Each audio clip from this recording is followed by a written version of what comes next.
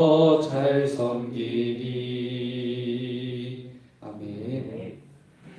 오늘 하나님께서 우리들에게 주시는 말씀은 에스겔서 28장입니다.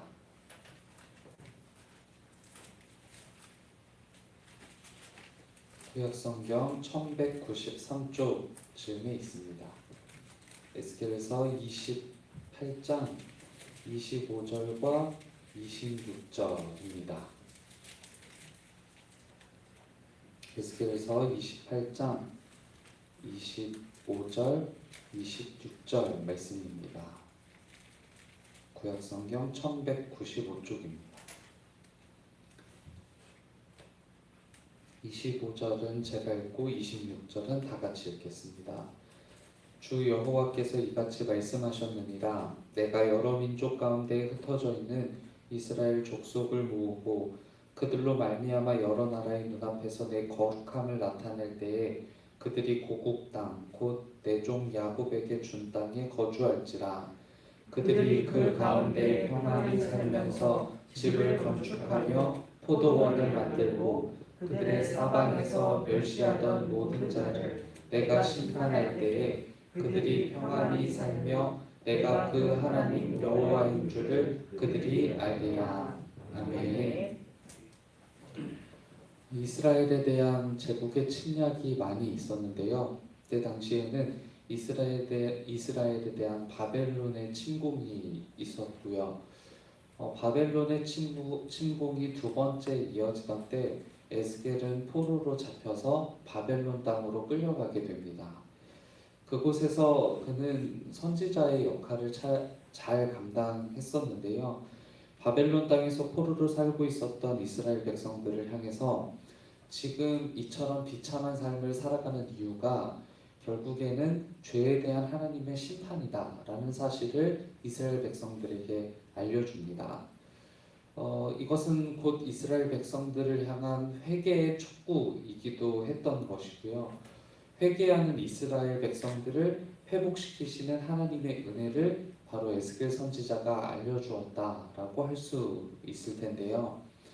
하나님은 이스라엘을 심판하기 위한 도구로 여러 가지를 사용하시기도 하셨지만 특별히 이방 나라를 택하여서 이스라엘을 심판하는 데 사용하시기도 하셨습니다. 오늘 말씀을 살펴보시면 이 이스라엘 백성들을 심판하시기 위한 도구로 사용했던 나라가 바로 두로라는 나라이기도 했고요. 시돈이라는 나라이기도 했었습니다. 문제는 이 하나님의 도구에 불과한 이방 나라들이 아주 큰 착각을 하고 있었다는 것인데요. 저희가 읽지는 않았지만 이 두로라는 나라 그리고 두로 왕은 자기 자신을 신이라고 생각하기도 했었고요. 자신들이 얻은 재화는 자신들의 지혜로부터 비롯되었다고 주장하기도 합니다. 또 자신들이 얻은 이윤과 윤택함이 스스로 지닌 지혜와 총명, 슬기로움으로 이루었다고 생각한다는 게 그들의 문제였는데요.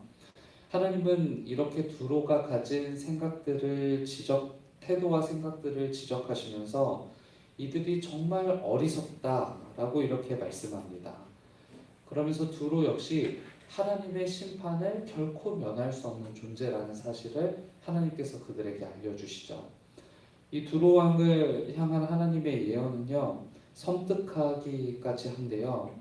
심지어 이렇게까지 말씀하십니다. 너를 죽이는 사람들 앞에서도 네가 감히 내가 하나님이다 라고 이렇게 말할 수 있겠느냐 라고 이렇게까지 하나님께서 경고하시는데요.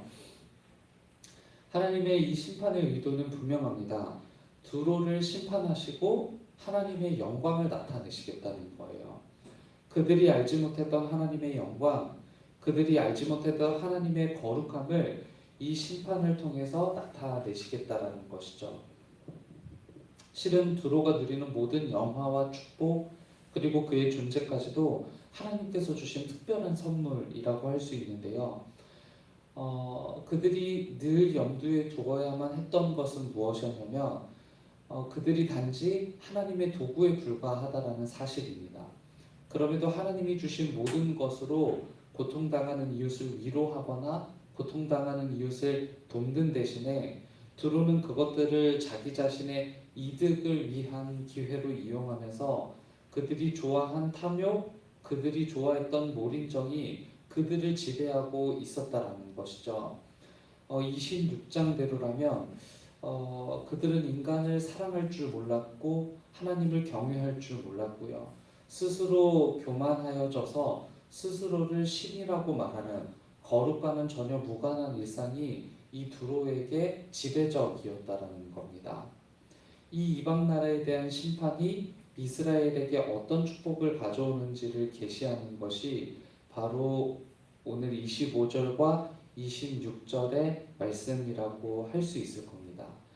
하나님은 분명 이방 나라를 이스라엘 백성들을 위한 심판의 도구 또는 그렇지 않다고 할지라도 결국에는 이방 나라 역시 하나님이 지으신 피조물일 뿐만 아니라 하나님을 위해 살아야 하는 존재임에도 불구하고 그들이 그렇게 살지 못할 때 또는 도구로서의 역할 이상을 그들이 가지려고 할 때 이 이방 나라에 대한 심판이 분명히 있을 것이고 이 이방 나라에 대한 심판이 이스라엘에게 어떤 축복을 가져오게 하는가가 바로 25절과 26절인 겁니다.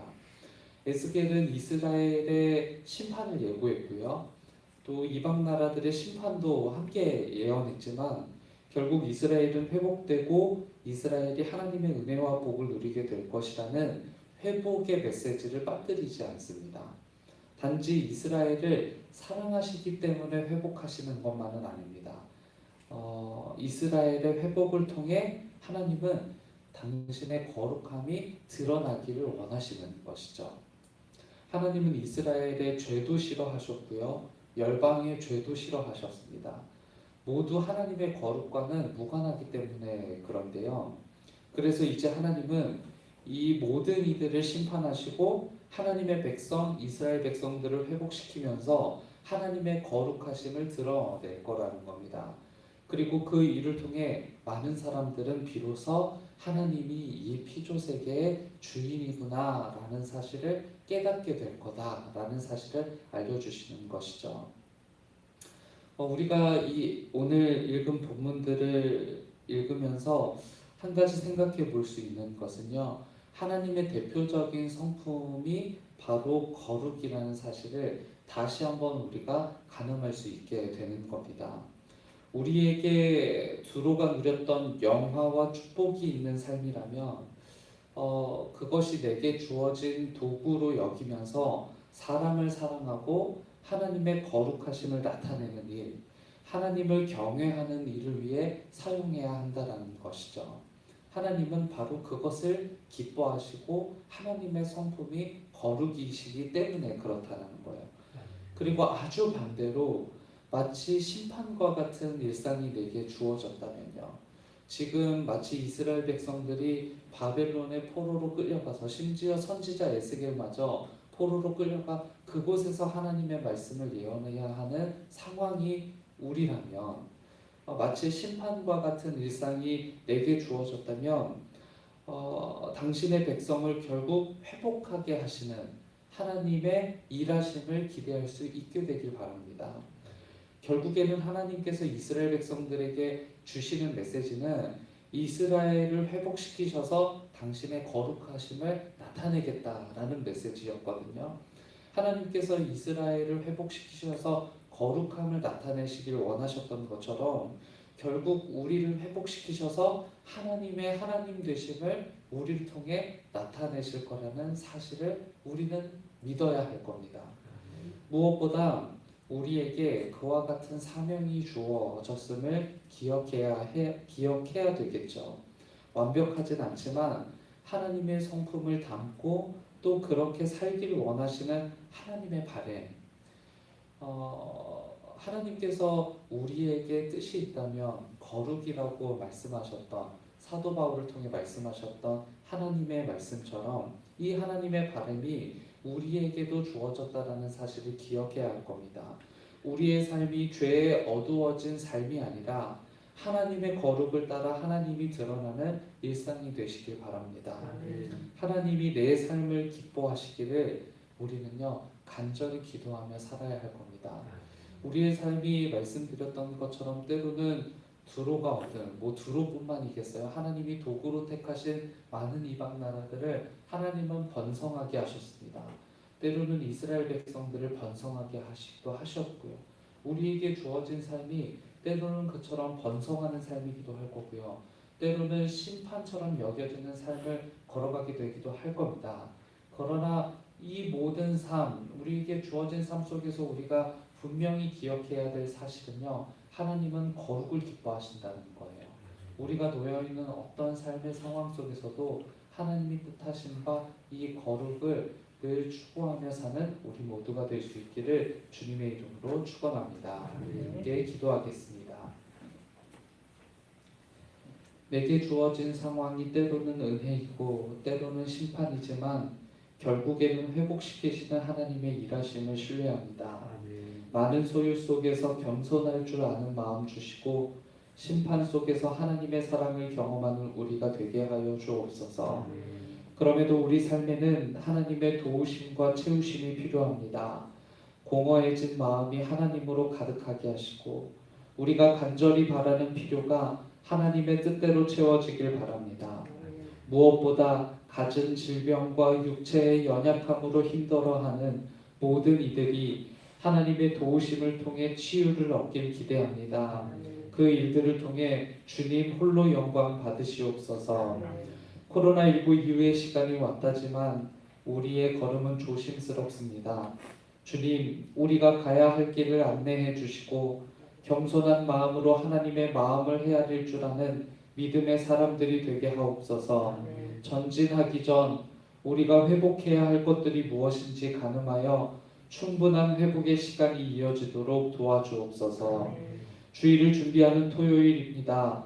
보이지 않는 곳곳에서 하나님의 선한 일과 예배를 준비하는 손들을 지켜주시고 예배와 말씀을 준비하시는 담임 목사님의 영과 몸 그리고 마음까지 하나님의 신령한 복을 누리도록 도우시옵소서. 평생간 자녀들을 위해 헌신하시고 교회를 위해 애쓰신 부모님들의 마음을 기억하고자 합니다. 헌신과 위로가 충분한 어버이 주일이 되게 하시고 우리에게 주어진 사명을 넉넉히 감당할 수 있도록 도와주옵소서. 오늘도 역시 주님의 날입니다. 우리 모두 주를 위해 살게 하옵소서. 예수님의 이름으로 기도드립니다. 아멘. 하늘에 계신 우리 아버지